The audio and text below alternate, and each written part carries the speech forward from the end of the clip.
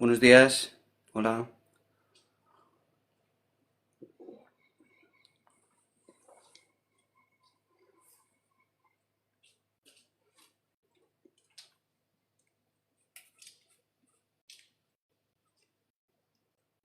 Vale, estamos.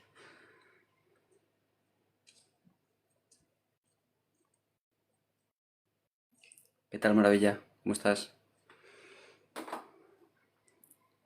Yo muy bien. Hoy voy a la tele. Hace unas semanas que no iba por las vacaciones y hoy me han vuelto a llamar para ir. ¿Y sabéis de qué vamos a hablar?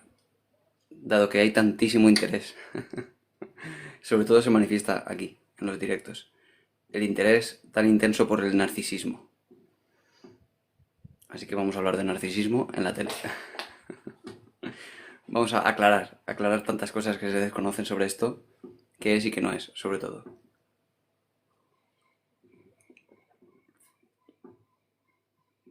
Luego nos vemos, ¿no? En el directo para suscriptores.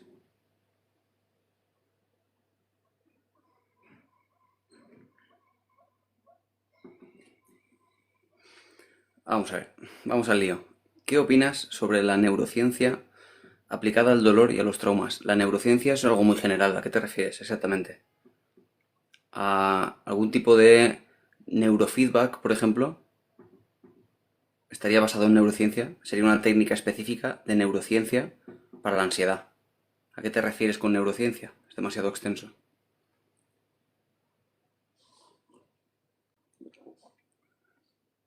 Hola Rita, llevo varios días sin poder verte por falta de tiempo, pero he vuelto, pues me alegro mucho de que estés aquí a gusto y que te incite a volver.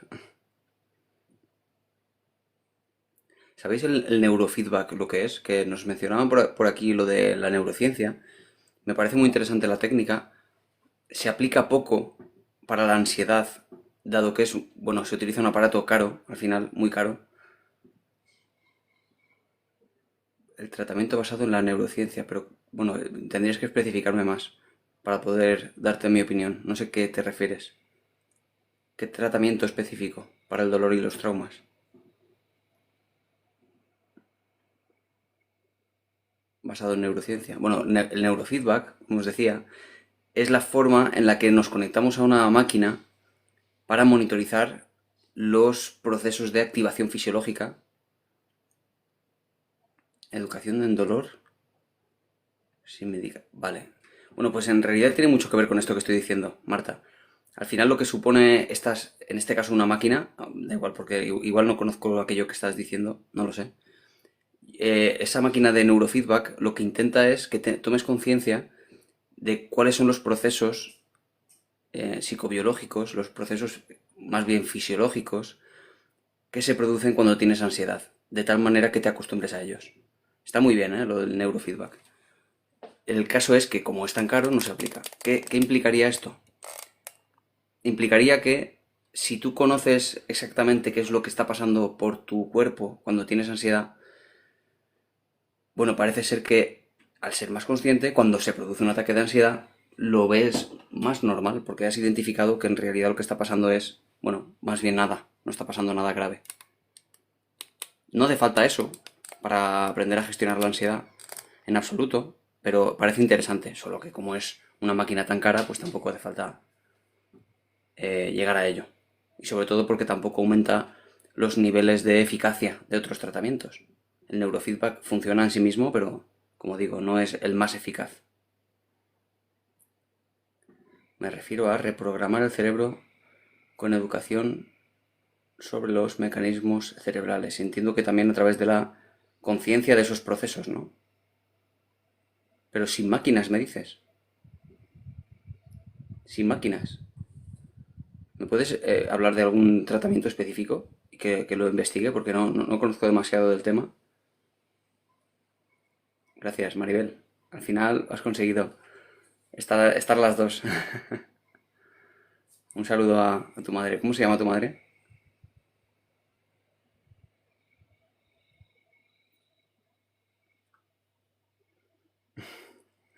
¿Con qué software se reprograma el cerebro?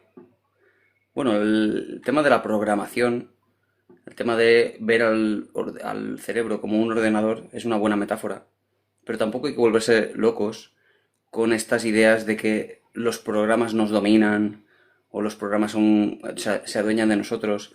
Al final es una metáfora.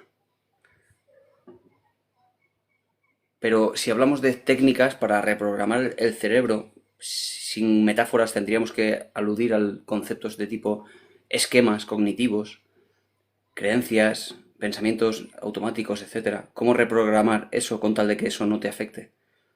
Bueno, pues a través de técnicas como la reestructuración cognitiva, es decir, cuestionar de forma racional pensamientos que a veces son irracionales, quitarles la atención a aquellos pensamientos que no, no te están aportando nada, etcétera. Pero bueno, lo del software es una buena metáfora, en realidad, de cómo trabajaríamos con esos elementos como si fueran programas de ordenador, y sería una buena forma de decirlo. Pero hay técnicas específicas para eso.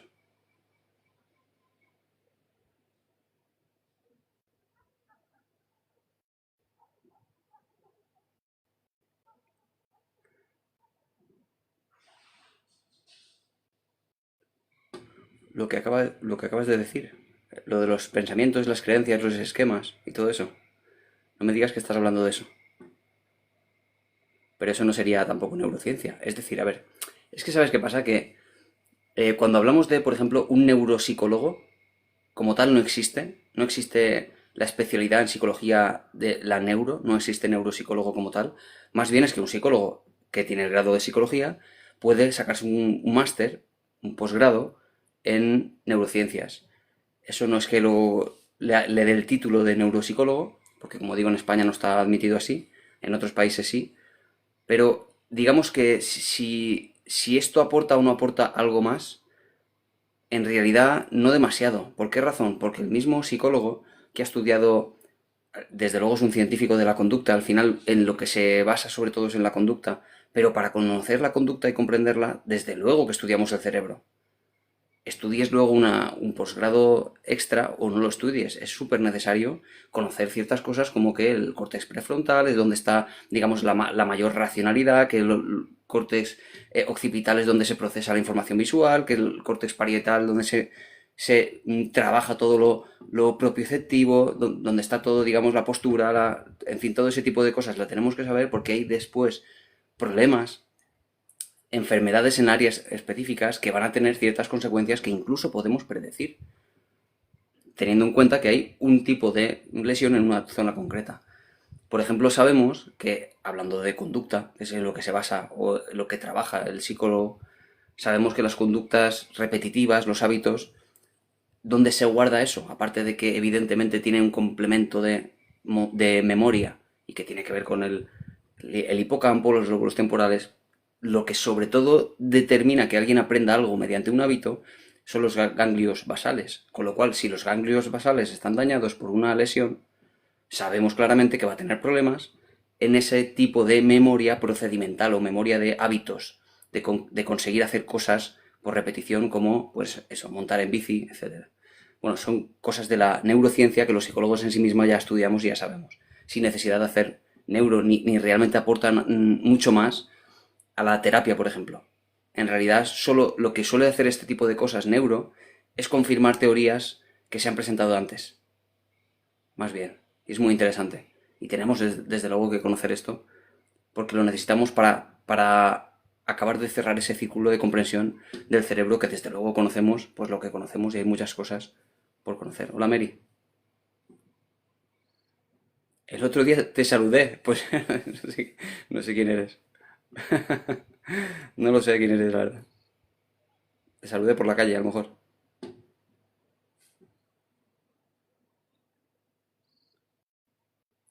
Hola, ¿cómo estás? ¿Puedo preguntar? Soy de Argentina. Pues bienvenida, Karina. Claro que puedes preguntar.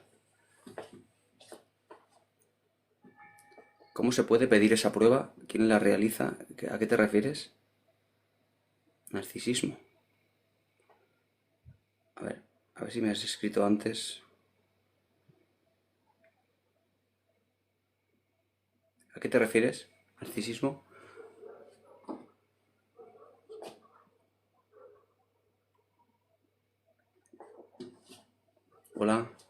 Sara Ramos. Saludos desde Barcelona. ¿A qué prueba te refieres? Narcisismo. No he entendido eso.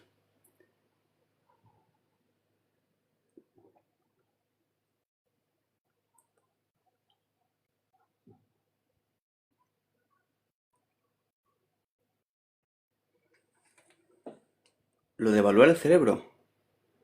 Ah, no estaba refiriéndome a ninguna prueba en concreto. Me refiero al estudio del cerebro bueno, toda la neurociencia. Desde los primeros estudios hasta ahora sabemos cosas que hemos ido deduciendo poco a poco a través de todos esos estudios, no de uno concreto. Y sabemos ciertas cosas del cerebro.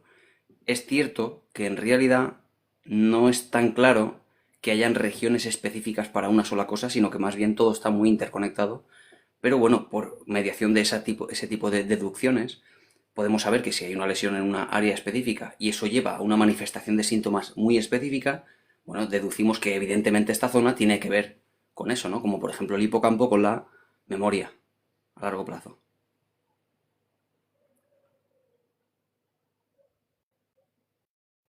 Si ese estudio no se puede pedir, no entiendo a qué te refieres. ¿Dónde te saludé, Mary? Estoy ya intrigado. ¿Dónde te saludé? Ah, el TikTok, el de las pipas. Es complejo, ¿no? El tema de la lógica es complejo, sí. ¿Habéis visto el vídeo que puse de lo de las pipas con mi hija? Sí, puedes hacer una pregunta. Mira, la idea de ese vídeo fue convertir algo complejo en algo cotidiano mediante un ejemplo, que yo creo que es la mejor forma de entender las cosas. Los silogismos categóricos son algo complejo de verdad y que tampoco sirve para demasiado. En la rotonda.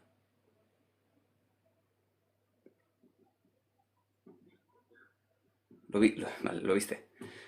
El caso es que mediante alguna serie de premisas o de proposiciones, de frases, de postulados, uno puede deducir cosas que deducir básicamente es de una forma lógica, coger una premisa y otra premisa y sacar una conclusión. Lógica significa que está cerrado, que no hay duda de la conclusión porque las premisas son válidas y de ello no puede uno fallar. A diferencia de la inducción, que es el otro proceso en el cual ya hablamos de probabilidad en la conclusión. Bien, pues yo quería mostrar este ejemplo y hablaba del silogismo categórico, que es una forma de deducción basada en categorías.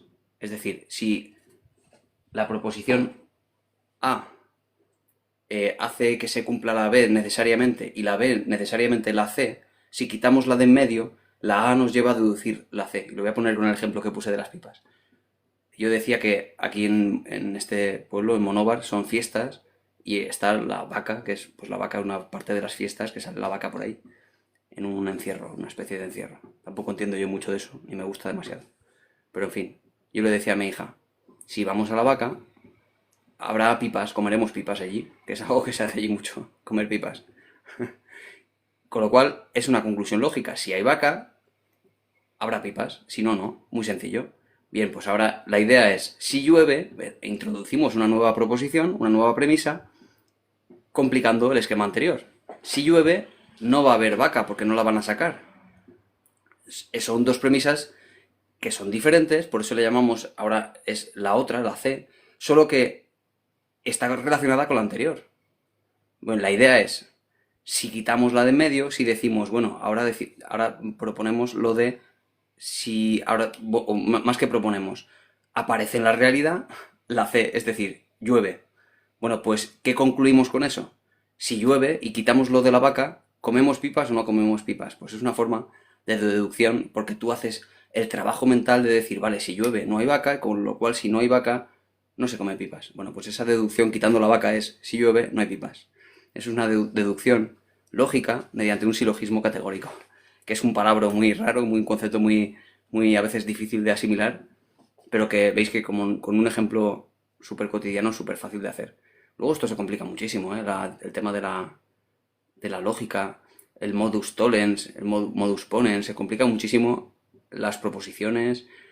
En fin, pero da igual, no era el objetivo hacerlo complicado, sino todo lo contrario, hacerlo sencillo.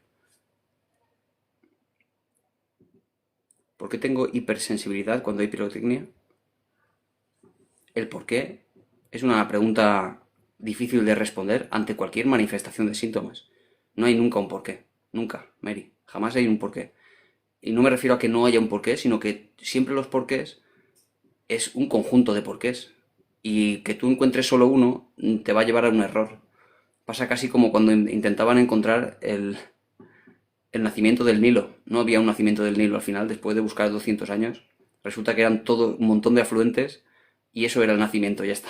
Pues pasa un poco igual. Nunca hay causa de nada, sino que más bien es motivos genéticos, motivos de la infancia, motivos de algún tipo de estimulación temprana, un montón de motivos. Más bien es qué hacemos con ello, Mary.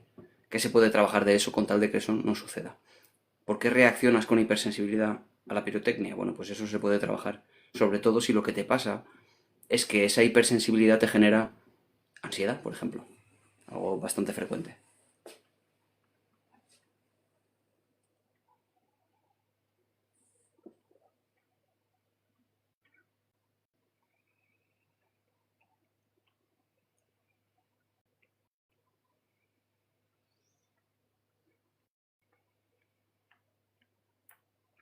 Porque claro, una cosa es la hipersensibilidad, la reacción fisiológica, y otra que eso te dé miedo, o más bien ansiedad, y por lo tanto la ansiedad es algo que se puede trabajar muy bien, independientemente de que tengas hipersensibilidad o no.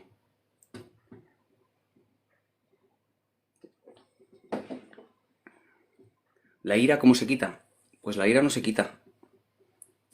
Kira Venus. La ira es una emoción primaria, natural del ser humano y que tiene un sentido adaptativo. El hecho de que tú tengas ira, cuando está bien gestionada, se supone que tendría que conseguir que, o digamos, tendría que aportarte un, una serie de, digamos, de energía extra con tal de que tú pongas límites a los demás. Con lo cual, visto así, la rabia no es problemática. El problema es que eso pues se descontrole y se adueñe de ti. Y eso ya no es ira, ya es al final pues otro tipo de emociones más complejas, sentimientos más bien, de rencor, resentimiento, odio, y ese sí es un problema. Lo otro, en realidad, no. La ira, bueno, si sientes una activación fisiológica porque algo te parece injusto, bueno, pues eso es lo que va, o lo que te está diciendo tu cuerpo es que pongas límites a eso o que lo intentes solucionar. ¿Cómo se soluciona la ira? Hemos hablado muchas veces de eso, de cómo gestionar las emociones a través, o más bien, no vamos a hablar de cómo. Lo principal cuando hablamos de gestión emocional es sobre todo comprender por qué una persona se enfada, en este caso. ¿Por qué se enfada una persona? Es que es esencial comprender por qué, si no es que no vas a poder entender o no vas a poder cambiar nada. Porque si echamos la culpa de nuestra rabia a los demás, no se puede cambiar nada porque no vamos a cambiar a los demás. Y ojalá pudiéramos. Ojalá pudiéramos decir, ese que me trata mal, le voy a cambiar con tal de que no me siente a mí mal cómo actúa. No, no es eso.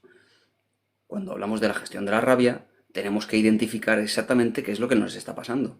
Y lo que nos está pasando es que estamos percibiendo como de una manera injusta el trato que estamos recibiendo. O incluso la situación, aunque no haya personas de por medio, nos parece injusta, pues un examen que suspendes y te parece que es injusto, que han sido injustos contigo, pues te va a dar rabia. Es esa sensación que es universal para todos. El motivo de la rabia es igual para todos. La única diferencia es que nosotros, por separado cada uno por su lado, interpreta esa sensación de injusticia de una manera o de otra, de muy diferentes formas. El tema es que por qué una persona interpreta de manera injusta una situación y otra persona a su lado con la misma situación no lo interpreta de manera injusta y por lo tanto no se enfada. Habrá por tanto que cambiar eso. La forma de interpretar la situación, que es algo profundamente psicológico. Yo lo asocio a los tipos de egos. Vamos a ver, vamos a hablar de los egos. Hace poco hoy voy a Telelda también, a hablar en la tele del narcisismo. Y una vez fui para hablar de esto, precisamente, de los egos. ¿Sabes qué pasa, Víctor Coaching? Que yo, el ego, ¿vale? El ego solo después de estudiar la carrera, son 4 años de carrera, másters, que he sacado varios másters, te prometo, Víctor, que la primera vez que escuché hablar del ego fue en TikTok. En psicología nadie habla del ego, jamás. Nadie habla del ego. El ego no existe en psicología. ¿Qué es el ego? Porque se ve tantas veces aquí en las redes sociales. Es increíble lo que se habla del ego. No es un término psicológico, es un término psicoanalítico que no tiene ninguna evidencia científica. El ego es en contraposición a ese super yo, a ese ello de Freud, y como digo, suponer que algo tiene que ver con el ego cuando no tiene ninguna evidencia científica, pues es un error, porque sobre todo cuando anclamos otro tipo de intenciones de explicar algo a través del ego, cuando el ego, pues si no es nada el ego, ¿qué sentido tiene explicar cosas a través de algo que no tiene evidencia? Es difícil. Exacto, pero ¿os dais cuenta de cuánto se habla del ego? ¿De cuánta gente, médicos reputadísimos, psiquiatras, psicólogos menos, pero alguno también hay que habla del ego, dado que también asumen ciertas acepciones del psicoanálisis a veces, de la peor forma al final? Pero tened en cuenta que el ego no existe. ¿Qué es el ego? Sobre todo porque, claro, podemos asumir que el ego es, bueno, pues el egocentrismo, sentirse por encima de los demás, pero es que, claro, cuando asumimos el ego, como se concibe en sí mismo el ego, vamos a asumir cosas que son verdad como esas y cosas que no son verdad. Asumimos cosas, como digo, del psicoanálisis, cosas de tipo inconsciente, como si dentro del ego nos estuviera inconscientemente controlando. En realidad eso no es así.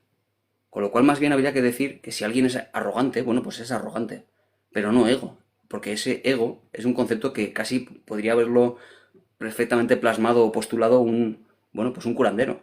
Y que los demás estuvieran hablando de él porque se ha hecho famoso ese concepto, en realidad no aporta nada a la sociedad, nada más que se ha extendido por pura cuestión de marketing y de... No con ninguna intención, digo que se ha extendido porque sí, ya está. Con lo cual no tiene ningún interés científico ese concepto de ego. A pesar de que, como digo, hay muchos médicos, por ejemplo, que yo veo en redes sociales, mira, a Mario Alonso Puig, a esta psiquiatra tan famosa, ¿cómo se llama? Esta que fue al hormiguero hace poco, Rojas, Marian Rojas. Claro, pero estos médicos, los médicos, por alguna razón, bueno, de hecho una razón con sentido lógico, pues son más cercanos a la psiquiatría, bueno, al final al psicoanálisis, porque Freud era médico y toda la rama médica suele acercarse de una manera simpática al psicoanálisis. Sí, pero es que no supone solo eso, Auxi. Ego no es solo egoísmo, impone muchas cosas del psicoanálisis de tipo inconsciente, y es donde eso es un error. Por eso no podemos hablar de ego, porque vamos a confundir los términos. Si hablamos de egoísmo, estaremos hablando de algo concreto, solo del sentimiento de querer destacar por encima de los demás, de querer hablar de mí mismo, etcétera. Pero el ego supone mucho más. Por eso no podemos hablar los psicólogos de términos que ni siquiera son científicos ni se han estudiado siquiera. No puedo yo hablar como psicólogo sobre ese ego, porque sería un error y sería confundir a los demás, que es lo que entiendo que se está haciendo con este término. Tenemos que hablar de términos científicos. Hablamos, mira, de autoestima, de arrogancia, hablamos de, en fin, emociones que sí se estudian, ¿vale? En psicología científica. Pero el ego, no. Además que es que hay tanto dentro de eso, de ese ego, y cada vez se complica mucho más, porque parece hoy en día el mal para todo. Vemos vídeos en internet en el cual siempre se habla de que el problema es el ego. No trascendemos incluso a nivel espiritual porque el ego, digo, pero claro, ¿eso qué tiene que ver con el egoísmo? Nada. Son términos ya muy complejos, pero nada definidos en ningún tipo de estudio científico. Por lo tanto, no es interesante. Por eso lo digo, y lo quería matizar.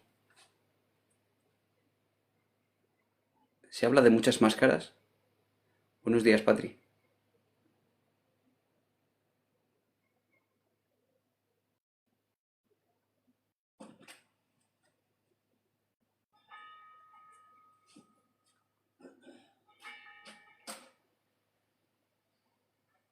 Gracias a ti, Víctor. Faltaría más. Es que de verdad que se complican mucho los términos así. A mí se me hace complicado porque, claro, me preguntan cosas como esta, que se supone que Hola, Aruchan, ¿qué tal? Se supone que yo tendría que contestar en la misma línea en la que hablan esos supuestos expertos en el ego, pero claro, la gente se sorprende cuando digo, no, no, si es que eso no está en la psicología, en ningún lado. Y si aparece en algún libro de psicología, va a estar relacionado con, bueno, con ese concepto de psicoanálisis porque lo mencionan históricamente y no porque tenga realmente un interés. El ego, si tiene definición desde el psicoanálisis, claro, eso digo, viene del psicoanálisis. Incluso desde el psicoanálisis evolutivo y relacional. Sí, claro, es que cualquier tipo de psicoanálisis. Si el problema que tiene el psicoanálisis es que no lleva a prueba, no se confirman sus teorías y se han ido una a una, bueno, refutando todas sus supuestas hipótesis. Una moda, exactamente.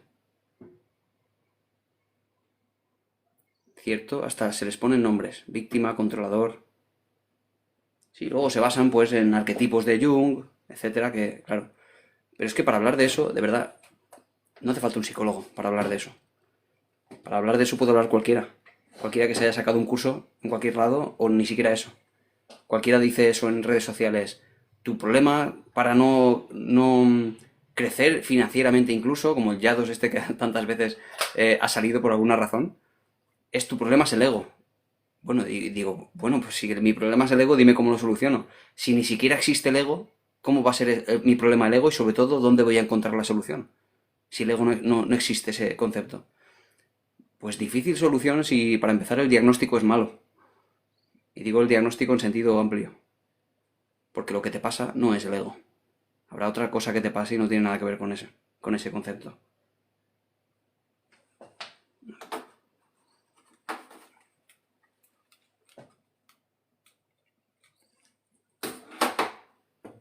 Yo también lo oí en TikTok por primera vez. Sí, sí, así es. Yo lo escucho en redes sociales y me sorprende muchísimo. Y incluso, pues eso, algún psicólogo, raro, ¿eh? No tanto los psicólogos, ¿eh? Por lo menos no los psicólogos cognitivo-conductuales, que son los que estudian en la carrera universitaria, en cualquier carrera de Europa o de otro país. Supongo que habrán varios tipos de egos. Claro, pero ¿cuál es? Entonces, ¿qué es el ego? Es que el problema es que no hay ego. No existe ese término. Tú puedes hablar de el yo, ¿o sí? Del yo. De quién soy yo, es decir, de mi identidad. Puedes hablar de mis pensamientos, de mis creencias, de mis esquemas mentales, puedes hablar de autoestima, del autoconcepto. Todo eso son conceptos psicológicos que se llevan a prueba, se han estudiado y tienen evidencia científica. Pero el ego no es un concepto validado porque para empezar es, por un lado, muy ambiguo y por otro lado, muy poco accesible para poder medir de algún modo.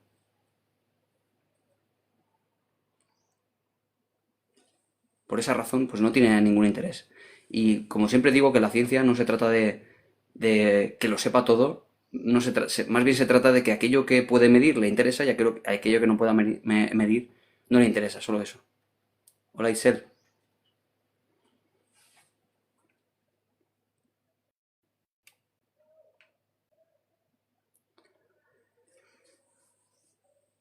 Se refiere al mecanismo defensivo, siento que se refiere a las creencias y patrones automatizadas, no, no exactamente por esa razón, porque luego cuando te dicen, eh, es decir, es que claro, el tema sobre todo es la falta de definición, lo que hace la ciencia, ¿no? La ciencia te dice, este concepto es esto, pero ¿qué es el ego? Si cada uno habla del ego de una cosa y le echa la culpa al ego de todo. Claro, es un concepto ambiguo y muy amplio. Ese es el problema. Y habla del inconsciente, habla de, bueno, de cómo se defiende del ello y del superyo, de cómo, en fin, está tan ambiguo, tan complejo que no nos interesa, porque sí hay otros conceptos mucho más centrados, mucho más accesibles, por esa razón solo. Porque tú me dirás que el ego es esto y otro me dirás que el ego es otra cosa. Sí, sí, es que el ego es el yo, Víctor. El ego es el yo. El ello es la parte inconsciente, donde están supuestamente ese contenedor de traumas infantiles, y el super yo, no super ello, sino el super yo, sería, según Freud, el condicionamiento social, o cómo ni siquiera condicionamiento social, sino cómo yo interpreto que los demás me presionan a mí y cómo yo me auto impongo normas sociales a razón de al final, de esa presión social.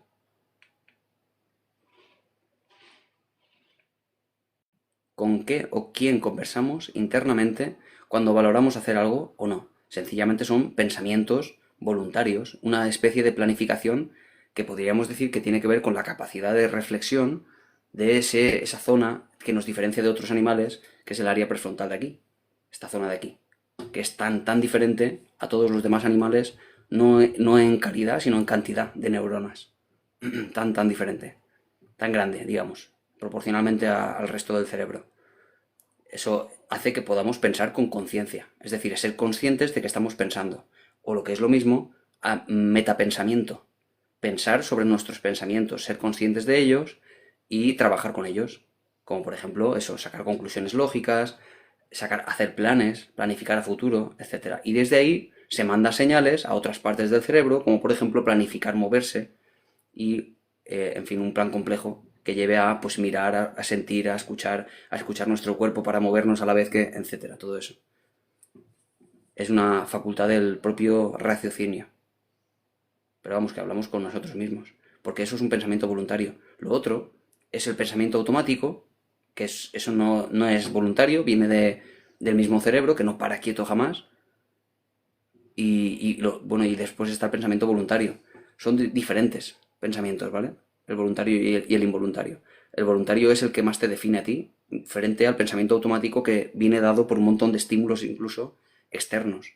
Es intrusivo y te viene y realmente no lo decide uno. No tengo muy claro lo de los pensamientos intrusivos. ¿Qué te refieres, Víctor?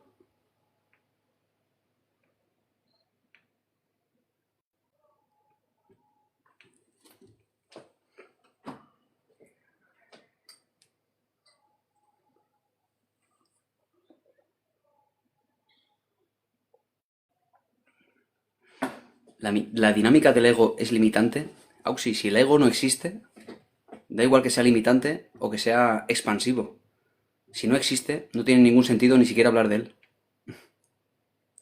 Con lo cual, hasta que pasa casi como decir si existe Dios o no existe, da igual.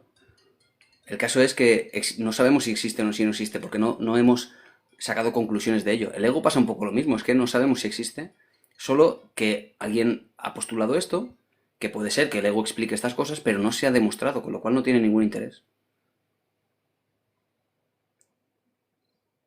No es lo mismo un impulso, Víctor, que un pensamiento. Un pensamiento intrusivo sencillamente es un pensamiento aleatorio que tú no quieres y que tiene capacidad de generarte ansiedad solo en la medida en la que le prestes atención. Es decir, tú vas por la autovía y, por ejemplo, pues te viene un pensamiento que tú no lo has buscado, es inconsciente, inconsciente no, es involuntario porque inconsciente vamos a acabar asociándolo al otro y a lo mejor es porque, mira, pues viste una película ayer sobre un accidente de coche y resulta que te viene el pensamiento de dar un volantazo y de estrellarte contra el camión de enfrente. No lo quieres, solo te viene, pero eso no tiene ninguna razón de ser, no tiene ninguna intención, solo es un pensamiento automático. Cuando trabajamos en psicología para gestionar la ansiedad, trabajamos en la forma, con estos pensamientos automáticos, en la forma de reestructuración de estos pensamientos, incluso con la capacidad de quitarles la atención, de quitarles la importancia, porque en la medida en la que le des importancia y empieces a prestar atención a estos pensamientos, te van a dar ansiedad, le vas a abrir la puerta para que te causen emociones solo en la medida en la que le prestes atención. Si no le prestas atención, es decir, lo que hacemos con esta herramienta que se llama difusión cognitiva, quitamos o dejamos ir o le quitamos el valor que le has dado y que es el motivo de tu ansiedad en ese caso. Pero no hay ninguna razón de ser de un pensamiento automático. Es ese cielo lleno de nubes que están ahí y que no para quieto porque el cerebro no para ni siquiera durmiendo. Hasta durmiendo está pensando, está dando vueltas y es lo que hace que soñemos tanto, porque el cerebro está hecho para eso, para estimulación constante, sin parar durante todo el día.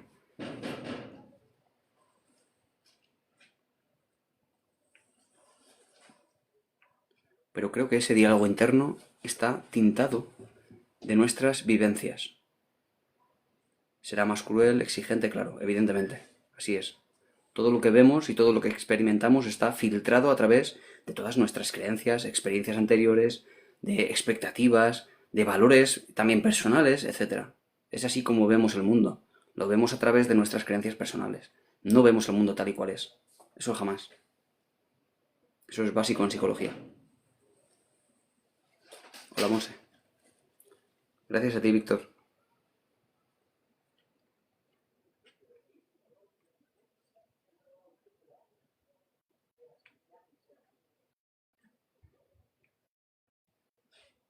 A ver qué me he perdido por aquí.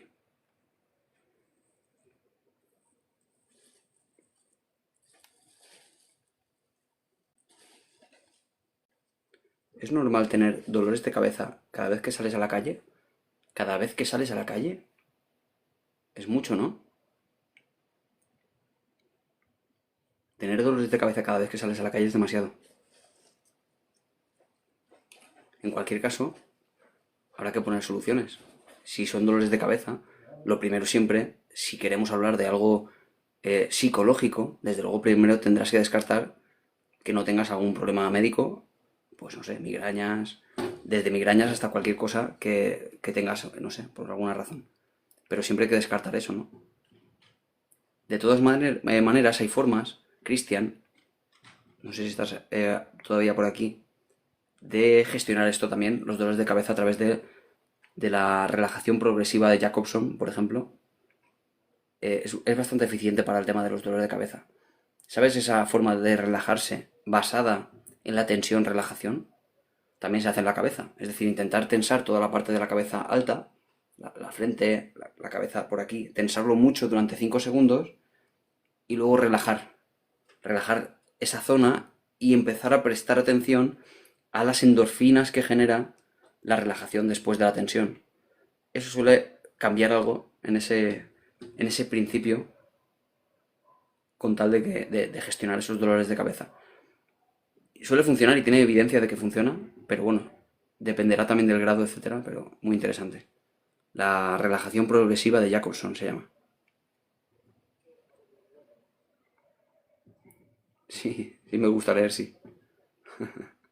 Tengo unos cuantos libros, por aquí también hay, mira. Libros por aquí,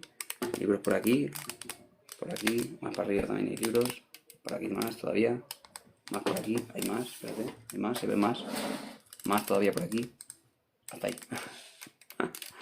Tengo muchos libros, sí.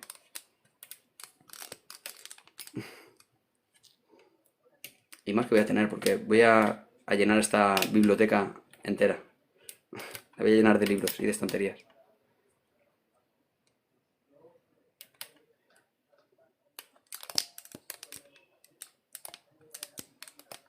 Un abrazo, Ausi.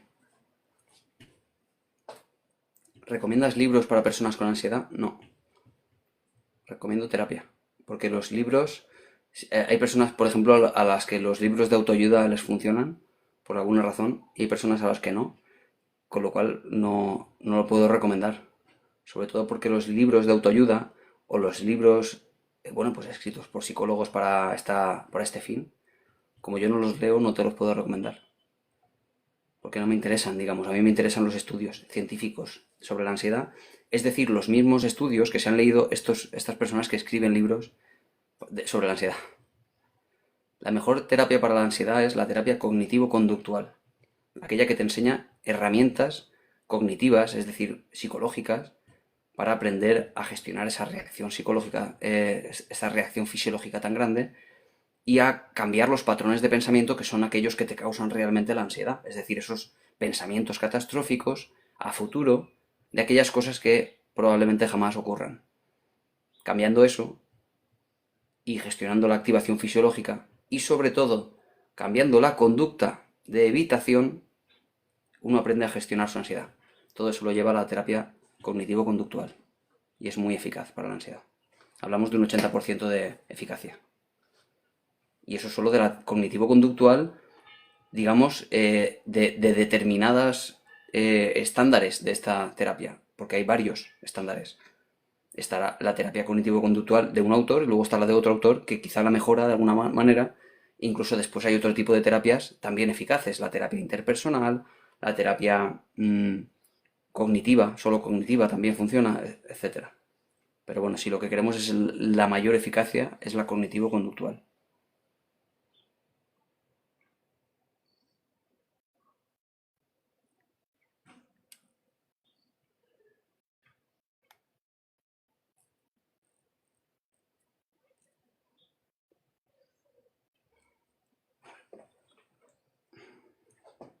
Vamos a ver. Hola, lo estoy pasando. Uy, me quedo sin voz.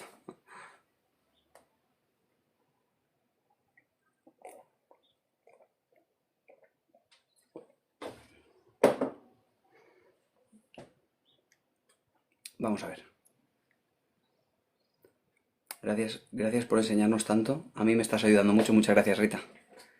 Hola, lo estoy pasando fatal. Fui infiel una vez y mi novio me ha perdonado. Tengo 22 años. Te ha perdonado, pero tú no te perdonas. Vale. Tú no te consigues perdonar. Te causa culpabilidad, vergüenza a lo mejor, ¿no? Al final siempre hablamos. Es que, ¿veis cómo está detrás de casi todo? Es tan importante la gestión emocional porque nos causa muchísimo malestar en general. Hablamos aquí ahora de culpabilidad, de vergüenza, de rabia incluso contigo misma, de incluso, que alguna vez lo he mencionado y de verdad que no se tiene muy en cuenta, yo digo que de verdad deberíamos empezar a monitorizar esta emoción porque es tan problemática como las demás. Es la emoción de alegría. La alegría puede causarte muchísimos problemas y en este sentido de las infidelidades, sabéis que cuando uno está a punto de cometer una infidelidad, lo que muchas veces siente es precisamente una emoción de euforia que no sabe controlar. Es decir, una emoción de alegría exagerada, fuera de control. Cuando alguien siente alegría a razón de que una persona atractiva que nos gusta no sé, nos dice un comentario, te sientes muy bien, sientes la dopamina, la serotonina, la alegría por ese sentimiento y lo que empiezas a experimentar es la mutación de la alegría en euforia. Y eso a veces determina que una persona se lance y cometa un error en este sentido, si lo que pasaba es que no quería hacerlo. Así que, ¿veis qué importante es la gestión emocional? En todos los sentidos, incluida la alegría. Y ojalá todo esto no hiciera falta verlo en consulta. Ojalá esto desde niños, desde pequeñitos, lo tuviéramos en cuenta. Sería maravilloso.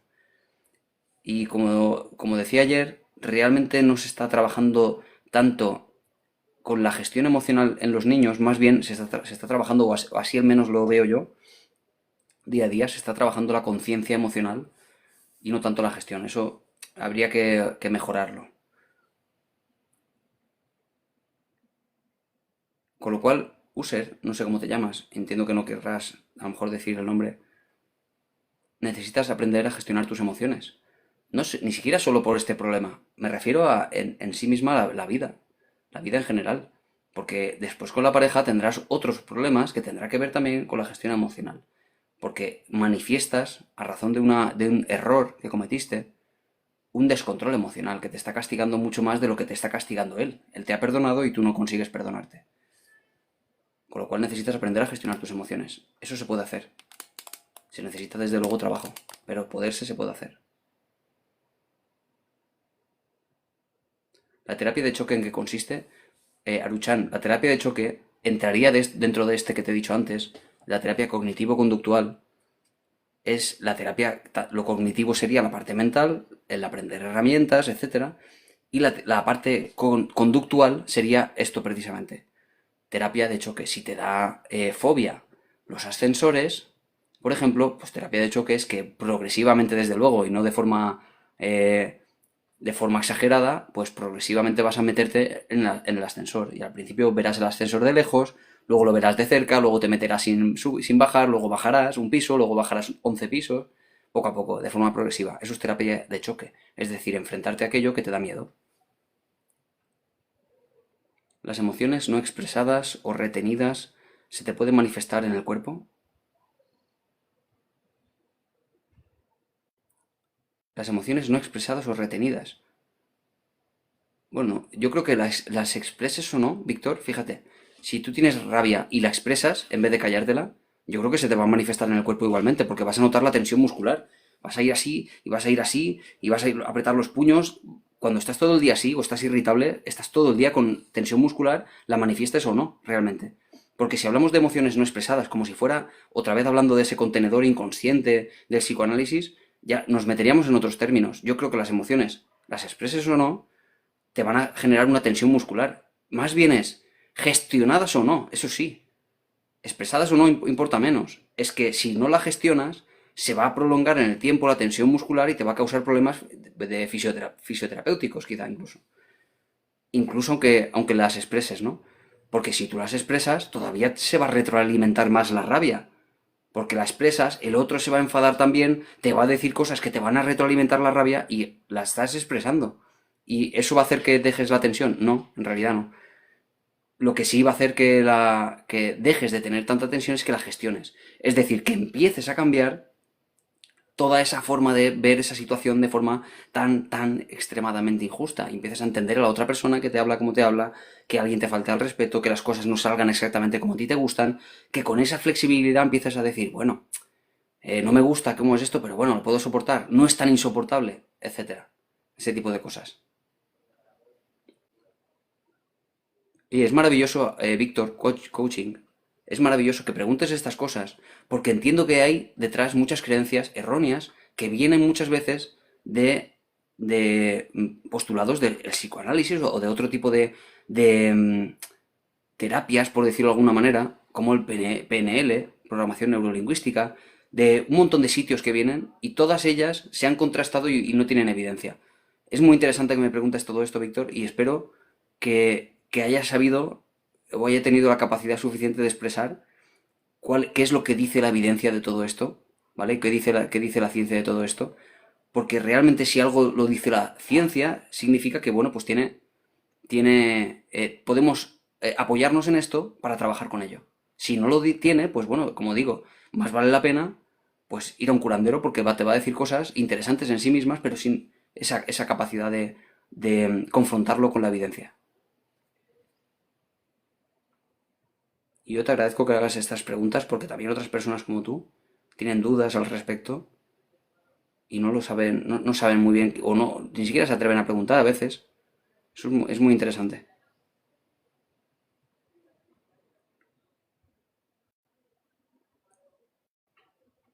Dolor de cabeza, presión en el corazón, todo lo que guardes por dentro, el cuerpo lo sufre.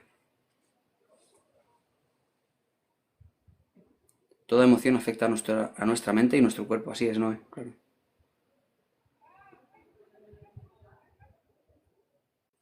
Hola Lisette, buenos días. ¿Te vas a venir ahora a la sesión para suscriptores? A ver que me ponga agua.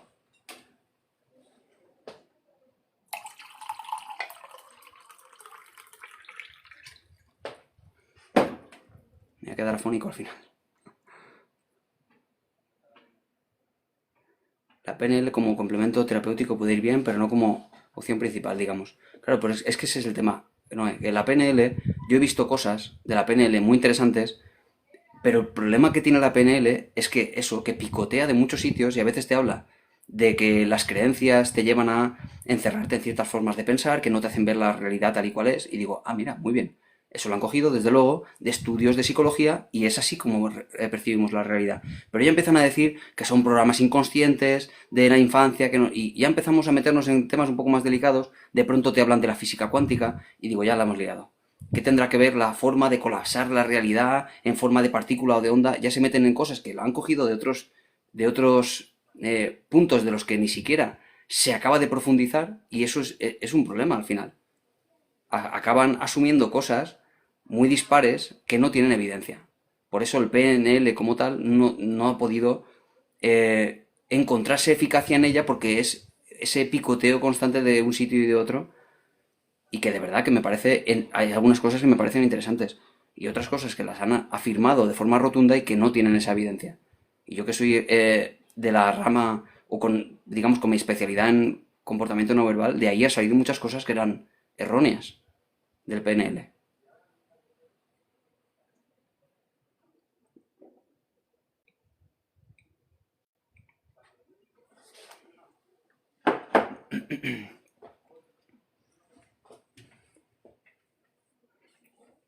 Exacto, PNL no es la solución, ni regresiones, ni constelaciones, todo muy freudiano, exactamente, porque más que nada, nadie desde la ciencia va a estar en contra de las constelaciones ni de las regresiones, solo que no tienen evidencia, porque además serían muy fácil de poner a prueba y de ver que no funciona, sencillamente, y no, no funciona, es que no funciona nada de todo eso.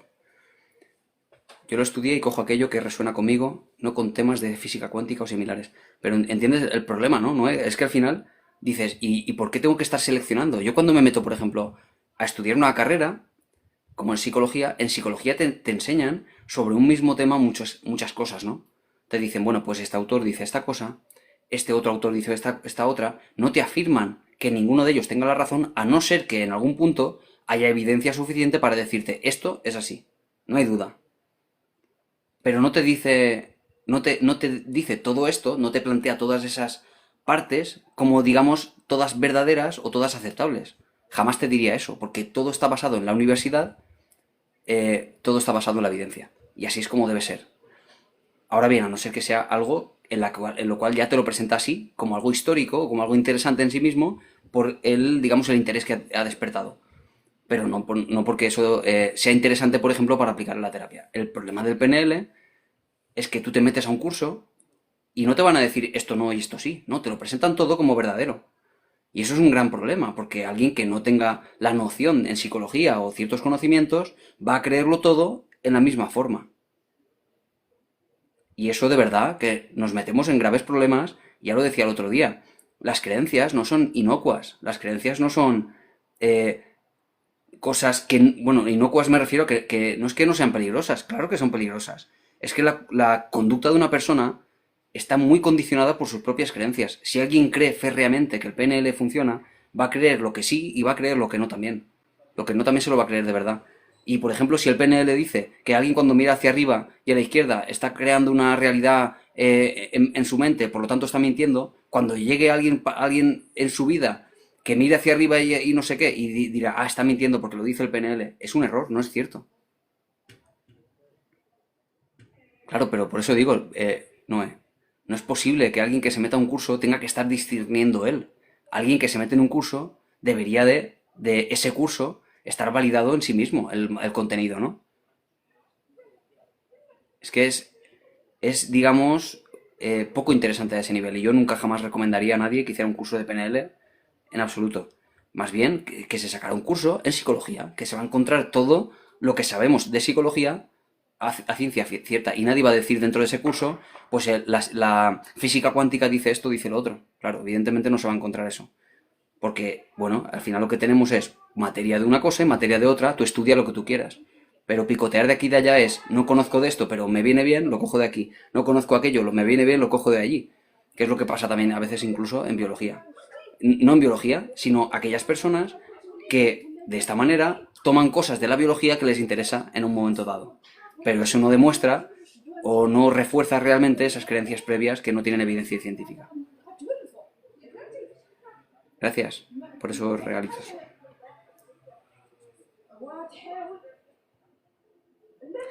Sí, sí, bueno, si es un curso de universitario, perfecto. Si es un curso universitario, claro. Tenemos que encontrar eso, los cursos validados por algún organismo público, como es una universidad, desde luego. Si no, pues eso, al final es un curso que puede dar cualquiera que ni siquiera sea psicólogo. Porque al final alguien que está dándote un curso a través de una universidad tiene que tener un grado de psicología, si no, no te lo va a poder dar. No solo un grado de psicología, sino además tendrá que tener el doctorado, tendrá que tener todo el acceso que le ha llevado a poder ser profesor en tu curso. Pero un curso que te dan pues en cualquier sitio no necesita de todo eso y te lo puede dar cualquiera que no sea ni siquiera profesional de eso.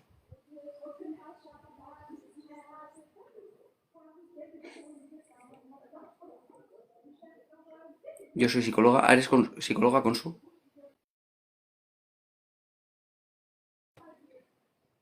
¿Qué opinas del PNL, de las terapias estas sin evidencia?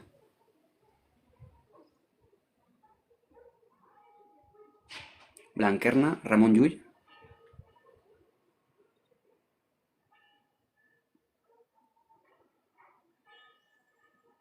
Ah, vale, aquí no lo había leído. Exacto, además cada paciente necesita una terapia diferente. Yo soy psicóloga y escojo lo que más funciona y conductismo es muy importante, efectivamente, Consu. Así es. Además que en los estudios de eficacia, cuando nos dice, por ejemplo, que la terapia cognitivo-conductual funciona hasta el 80% de eficacia con la ansiedad, no nos quedamos solo con eso, sino que si tenemos un paciente el cual es resistente a este tratamiento, vamos cogiendo otro tipo de terapias digamos, en ese ranking, ¿no? Y podemos coger terapias como la interpersonal, etcétera, que sabemos que funcionan.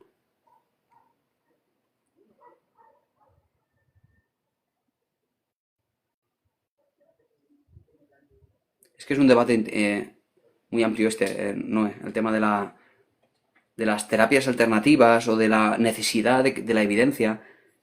Pero, claro,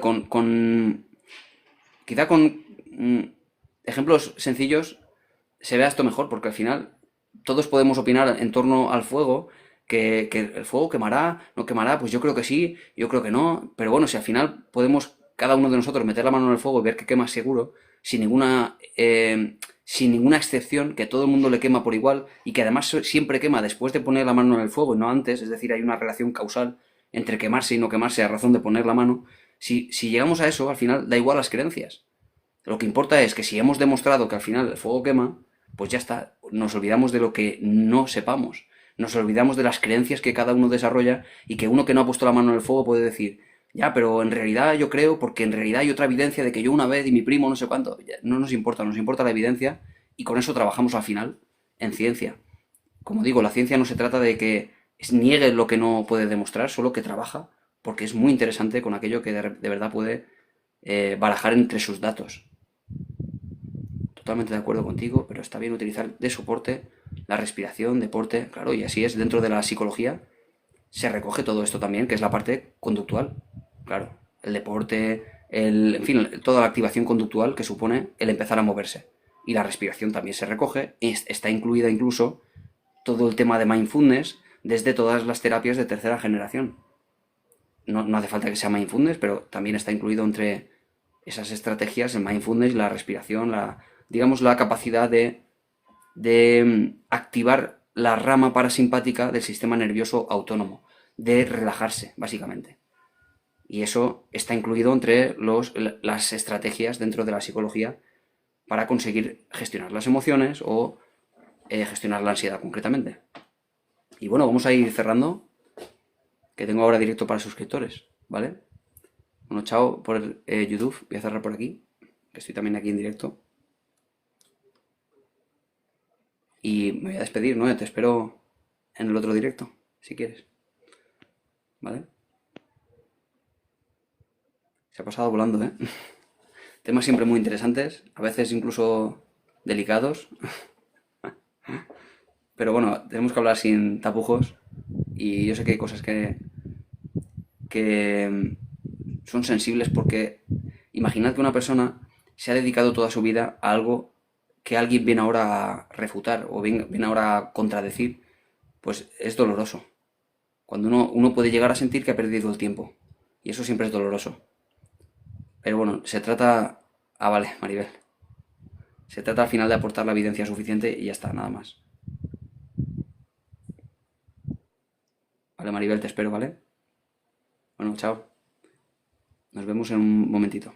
El que quiera suscribirse tiene ahí bajo en mi perfil la pestañita de suscripción para unirse ahora al canal de suscriptores, ¿vale? Bueno, adiós, me voy. No, mañana no, hoy es miércoles. Esta noche a las 8 también tengo directo. Esta noche a las 8 en punto estoy por aquí también. Que hoy es miércoles. Y, bueno, al que sea de aquí de la zona de Monóvar, Elda, Novelda, etcétera, voy ahora a la 1:30, no, a la 1:30 no, a la 1 a Telelda, a hacer una charla sobre el narcisismo, que tanto me preguntan por aquí. Bueno, chao, chao, ahora sí me voy. Adiós.